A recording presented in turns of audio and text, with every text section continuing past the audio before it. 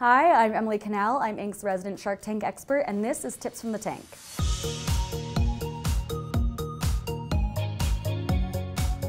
Ron, Taylor, and Kobe Johnson were pitching their company Tailgate N Go. Tailgate N Go is a portable modular outdoor kitchen and dry box that you can take anywhere. Camping, fishing, tailgating, any outdoor adventure. Ron, Taylor, and Kobe Johnson were seeking $250,000 for 10% of their business. They were very early to Shark Tank. They had been in business for about a year and a half and had sold about 100 of their boxes through trade shows. Also, Kobe is the first entrepreneur in Shark Tank to communicate with the sharks via signing. Tailgate N Go is a one-of-a-kind product. There's nothing like it in the marketplace. So sharks, let's all think outside the box and start an outdoor revolution. So the sharks really liked the idea of their business. They thought it was very creative, and they have 2 patents which also impressed them. But they did think that the entrepreneurs were there a little bit too early. I always like to kind of know what's the landscape before I invest in something that's so at the beginning stages. To me, I think you're actually just here a little bit early.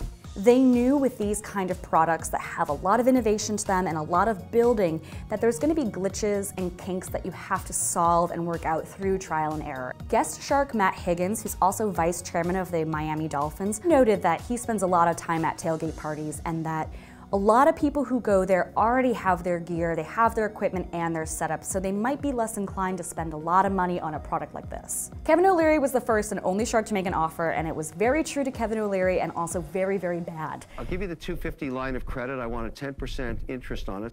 I want the 10% equity if somebody buys you out, and I want a $100 royalty per unit against the $250. All right. I don't hear any other offers. He made an offer that you could tell the entrepreneurs didn't want to do from the start. They actually didn't even address it until Kevin pressed them for an answer, and they had to politely decline. It was an awful, awful deal for them. They're going to leave the tank. They're thanking everybody for their time in the tank, and they're so proud of what they've accomplished. As they're about to leave, Damon John tells them, You guys could have countered.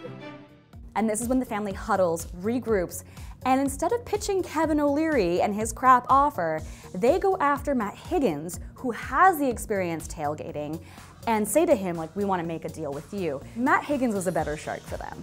They end up closing a deal with him for $250,000 for 20% of the business, plus a $50 royalty until his initial investment is recouped. I have 3 takeaways from this episode. The first is time your pitch.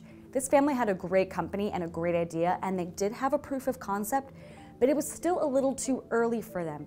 Granted, sometimes meetings can come up and you don't get to always dictate when you get to go.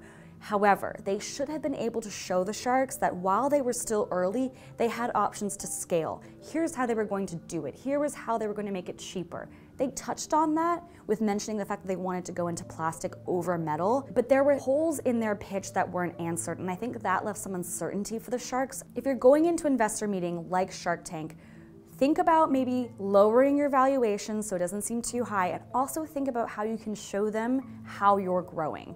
Even if you don't have a lot of business yet, show them the options and the optics that could lead to future growth. The second takeaway is know who you want. Despite the fact that Kevin O'Leary was the only one who offered them a deal, after Damon John recommended that they counter, they did not even look at Kevin. They looked past his awful deal and went right to Matt, and they were like, Matt, we want to make a deal with you. You know our business. You can help our business.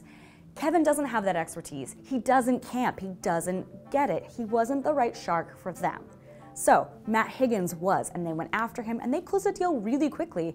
I think it impressed Matt Higgins that they knew that they wanted him, they weren't faffing around. And the third takeaway is counter. Don't lose this opportunity. Push for something else, a little less equity, a little more money, or even just a deal at all. I can't say this enough, but if you have this experience, if you have this opportunity, don't screw it up. Ask for something, do it politely, and push hard. I'm Emily Cannell, this was Tips from the Tank, and remember, always counter.